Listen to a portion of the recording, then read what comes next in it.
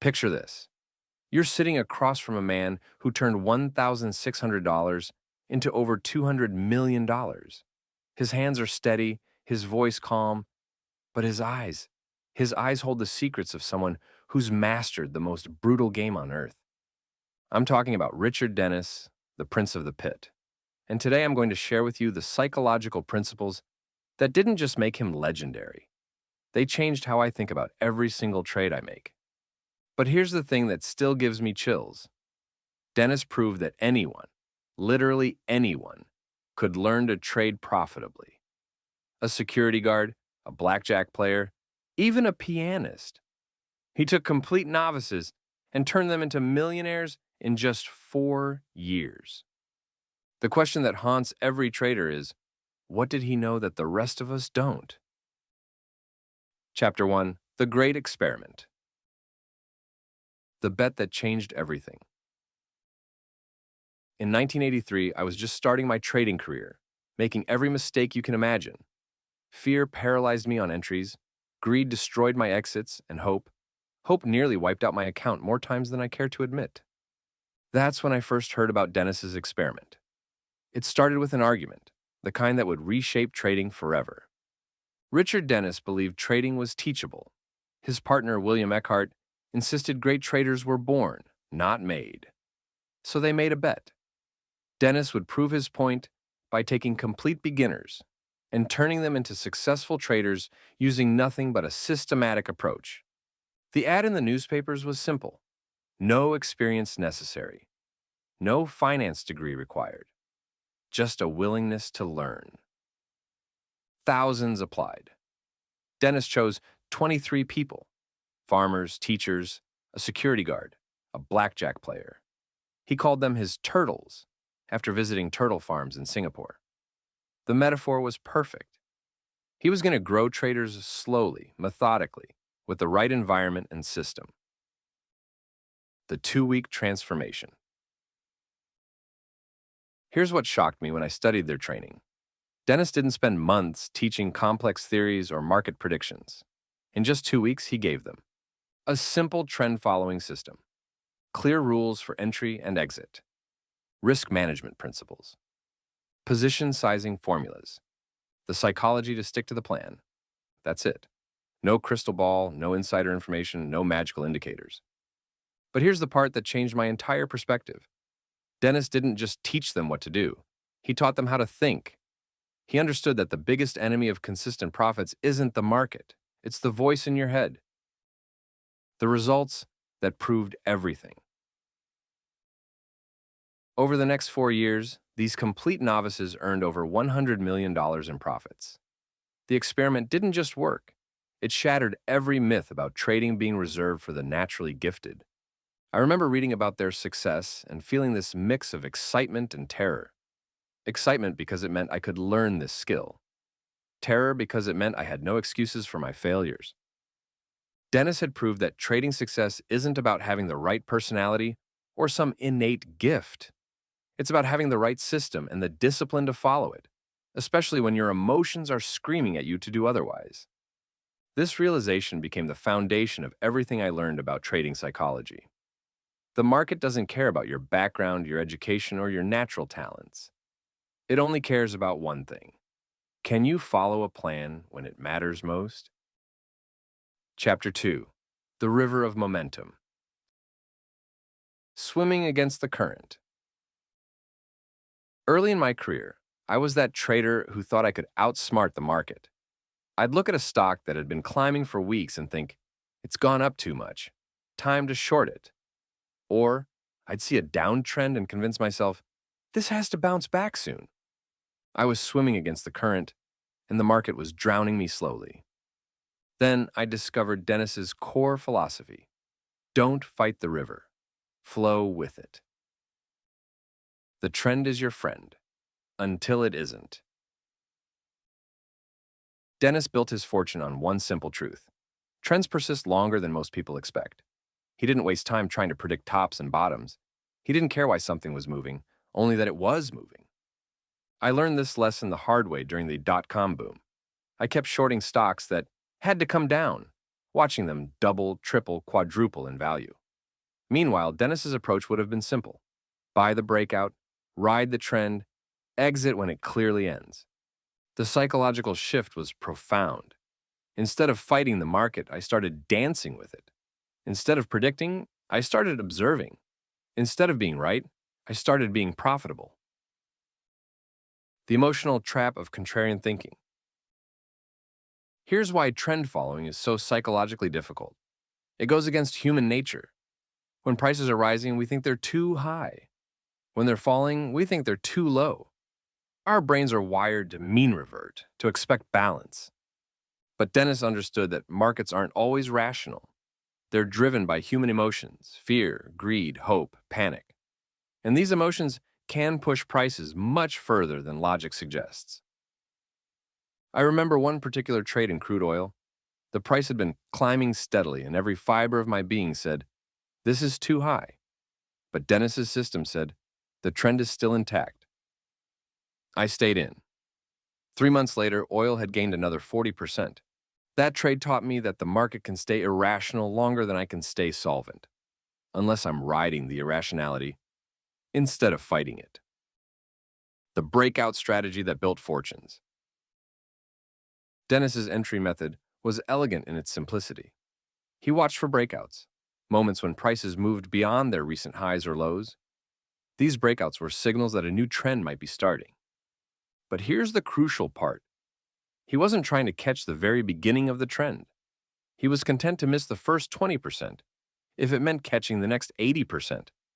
This mindset shift from perfectionism to profitability transformed my trading. The psychological benefit was enormous. I stopped beating myself up for missed opportunities and started focusing on the opportunities right in front of me. Chapter 3: The Painful Gift of Small Losses. The trade that almost broke me. Let me tell you about the trade that nearly ended my career. It was 2008, and I was convinced that a particular tech stock was oversold. I bought in, watched it drop 10%, and instead of cutting my loss, I bought more. Average down, I told myself. It has to bounce back. It didn't bounce back. It kept falling and falling and falling. By the time I finally admitted defeat, what should have been a 2% loss had become a 35% loss. I was devastated, not just financially, but emotionally. I questioned everything about my ability to trade. That's when I truly understood Dennis's most crucial lesson. Small losses are the price of admission to the game. Large losses are the price of staying too long. The psychology of hope versus reality. Dennis knew that hope is a trader's worst enemy. When we're in a losing position, hope whispers seductive lies. It'll come back. The market is wrong. Just hold a little longer. But Dennis taught his turtles to ignore hope and embrace reality. Every trade they entered had a predetermined stop loss. Not a suggestion, a rule. When that level was hit, they exited. Period. The psychological power of this approach is profound. It removes the emotional turmoil of decision-making in the heat of the moment. You're not hoping, praying, or negotiating with the market. You're simply following the plan. The mathematical truth about losses. Here's the harsh mathematics that Dennis understood. If you lose 10% of your account, you need an 11% gain to break even. Lose 20%, and you need a 25% gain. Lose 50%, and you need a 100% gain just to get back to where you started. This is why Dennis was ruthless about cutting losses quickly. He knew that survival was more important than being right. He'd rather take 10 small losses than one large loss, because those 10 small losses wouldn't prevent him from trading tomorrow. The emotional discipline of accepting pain. The hardest part about cutting losses isn't the money, it's the ego. Every stopped-out trade feels like a personal failure, a mistake, a weakness. But Dennis reframed this completely. To Dennis, a loss wasn't a failure. It was feedback. It was the market telling you that your timing was off, your analysis was wrong, or your risk was too high. Most importantly, it was a small price to pay for the privilege of being in the game when the big winners came along. I learned to celebrate my small losses. Each one represented discipline, risk management, and the preservation of capital for the next opportunity. This mindset shift was liberating. I stopped fearing losses and started managing them. Chapter 4: The Courage to Stay. The trade I almost ruined. In 2010, I caught a beautiful breakout in gold futures.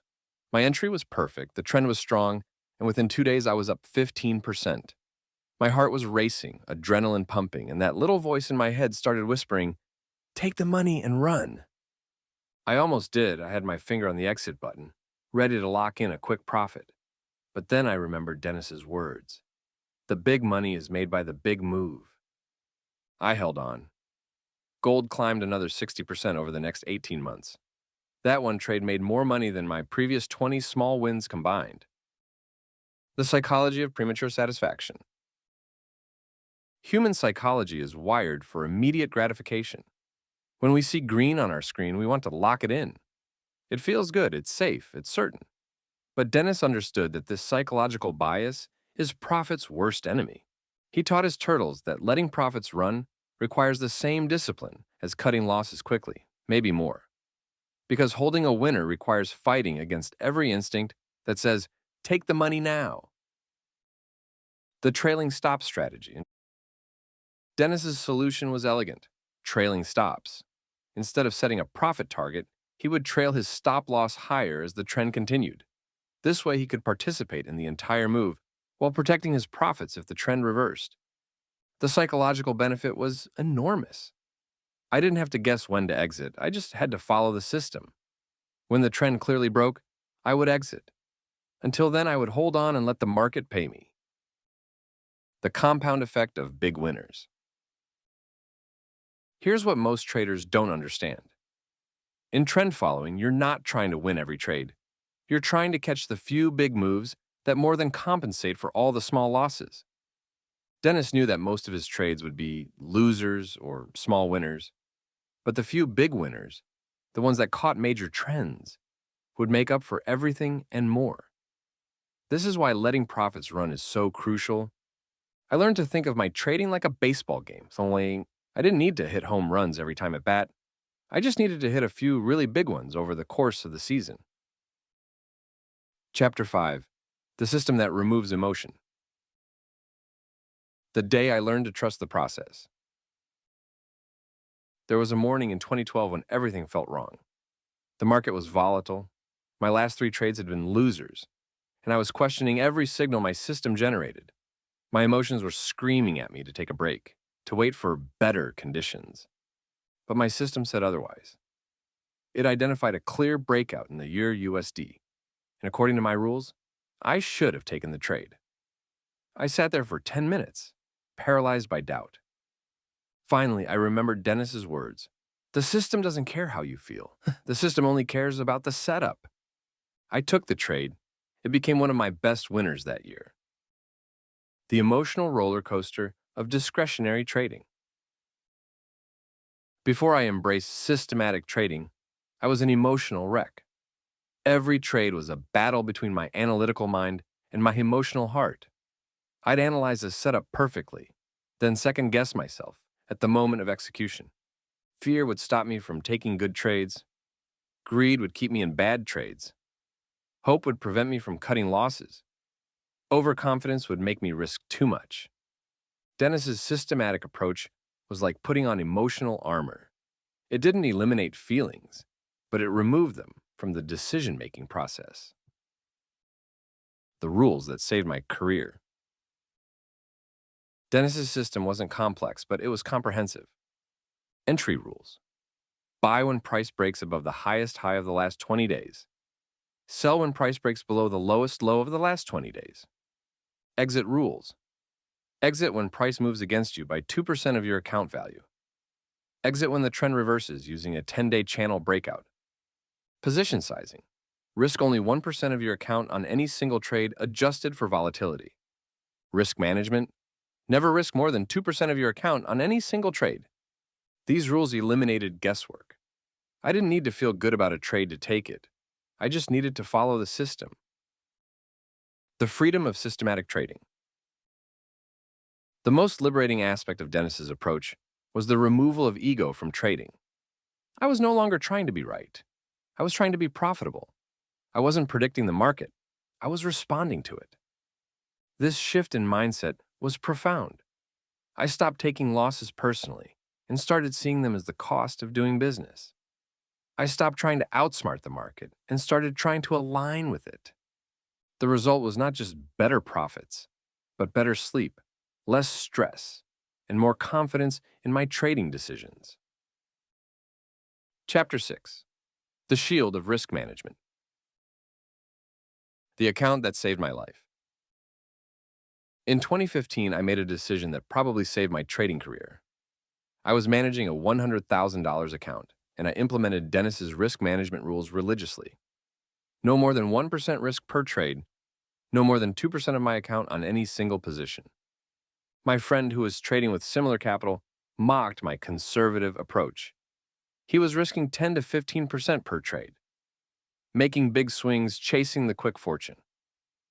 3 months later, a series of unexpected market moves wiped out 80% of his account.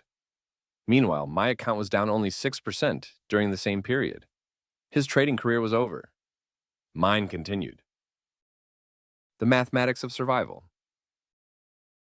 Dennis understood something that most traders learn too late. Your first job isn't to make money, it's to not lose money. The mathematics of loss recovery are brutal and unforgiving.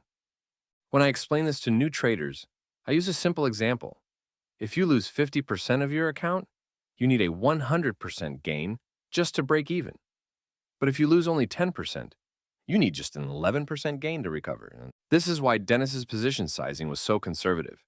He knew that the trader who survives longest has the best chance of capturing the big trends that create real wealth. The volatility adjustment. One of Dennis's most sophisticated concepts was adjusting position size based on market volatility. When markets were quiet, he might take slightly larger positions.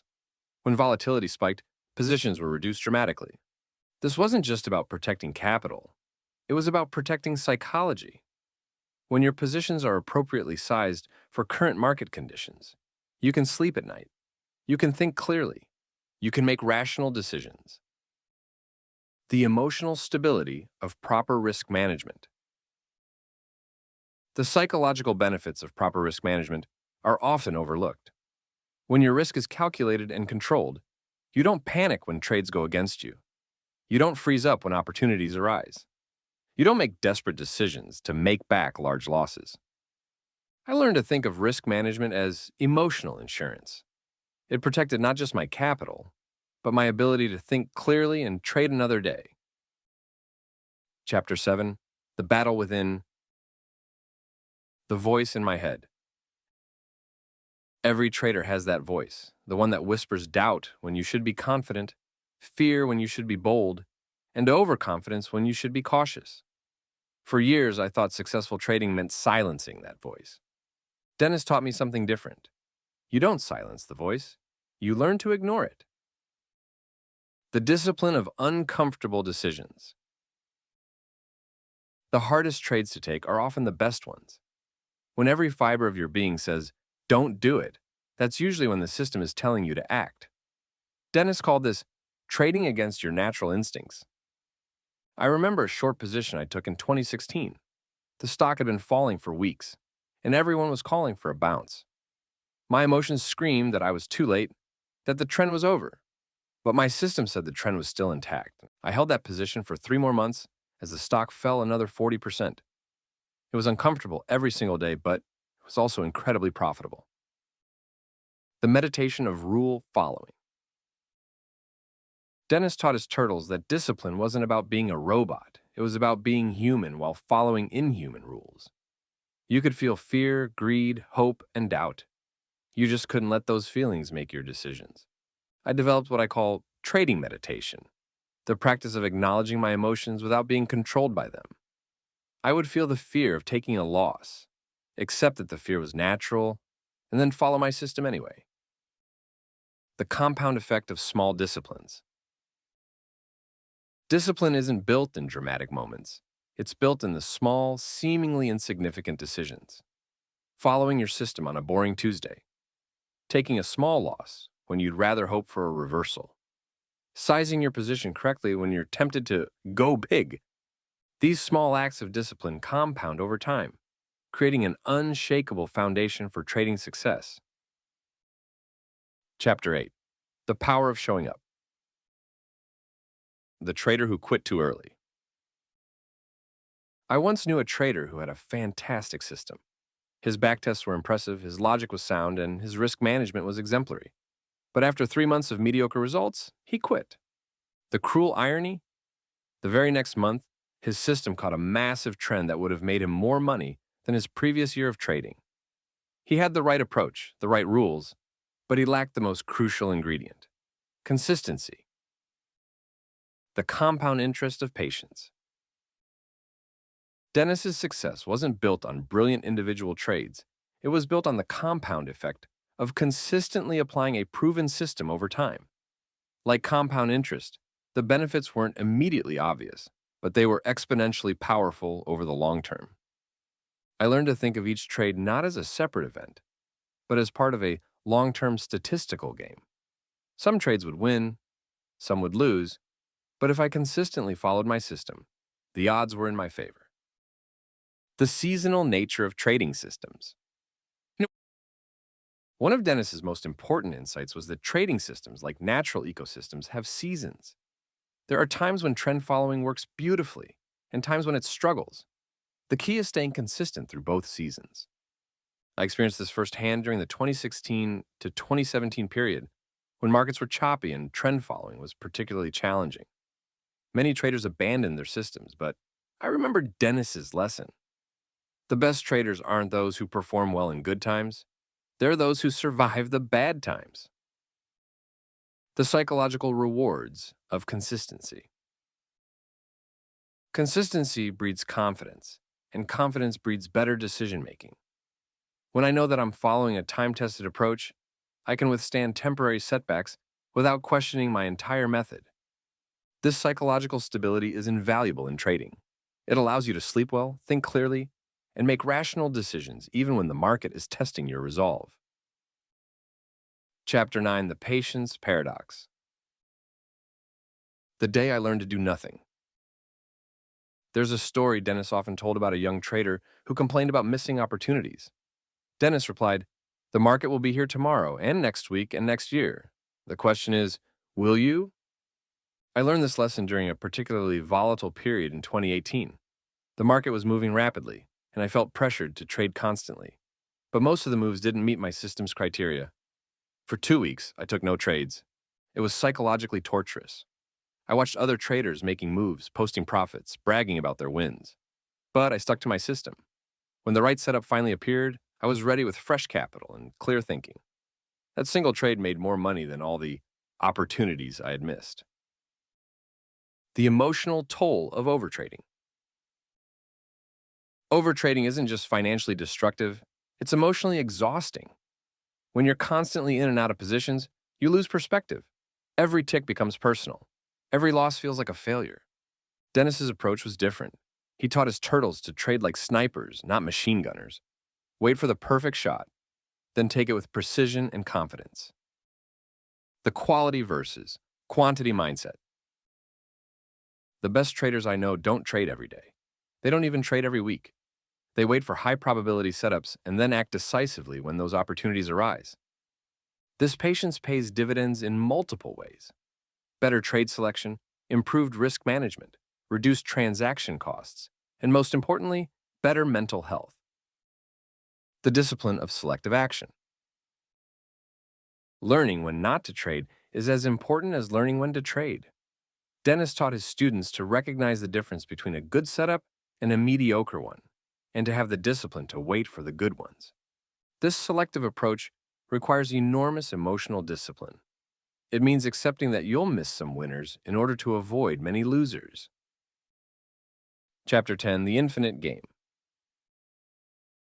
The Trader Who Stopped Learning.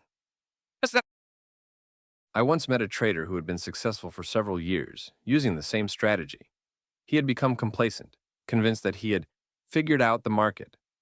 When market conditions changed, his system stopped working, but he refused to adapt. Within 6 months, he had lost most of his profits and was out of the game. He had forgotten Dennis's most important lesson. The market is always teaching, and successful traders are always learning. The evolution of my understanding. My relationship with Dennis's principles has evolved over the years. What started as rigid rule following has become a deeper understanding of market psychology and human behavior. I've adapted his principles to new markets, new timeframes, and new conditions. But the core remains the same. Systematic approach, disciplined execution, consistent risk management, and continuous learning. The humility of mastery. The more I learn about trading, the more I realize how much I don't know. Dennis, despite his enormous success, never claimed to have all the answers. He remained curious, humble, and always willing to adapt. This humility is crucial for long-term success. The moment you think you've mastered the market is the moment the market will humble you. The legacy of a true teacher. Dennis's greatest achievement wasn't his personal wealth. It was proving that trading excellence could be taught and learned. He democratized success and showed that with the right mindset and system, anyone could achieve financial independence through trading. His legacy lives on in every trader who chooses discipline over impulse, system over emotion, and consistency over quick fixes. The transformation. As I sit here today reflecting on my journey from struggling amateur to consistent professional trader, I'm filled with gratitude for the lessons Dennis taught, not just about trading, but about life. The principles he advocated, discipline, patience, consistency, continuous learning, and emotional control, have applications far beyond the trading floor. They've shaped how I approach challenges, make decisions, and view success. The real secret. The secret Dennis revealed isn't really about trading at all. It's about human potential.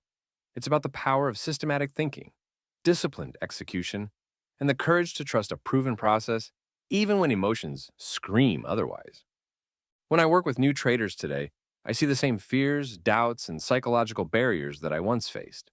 But I also see the same unlimited potential that Dennis saw in his original Turtles. The continuing journey. My trading career is far from over. The market continues to evolve, and so must I. But the foundation Dennis provided, the psychological framework for consistent success, remains as relevant today as it was decades ago. Every trade I take, every loss I accept, every winner I let run, is a tribute to the timeless wisdom of a man who understood that trading is ultimately about mastering yourself. The market will always be there, offering opportunities to those prepared to seize them. The question Dennis would ask you is simple. Are you ready to learn? Are you ready to be disciplined? Are you ready to transform not just your trading, but your entire approach to challenge and opportunity? The choice, as always, is yours.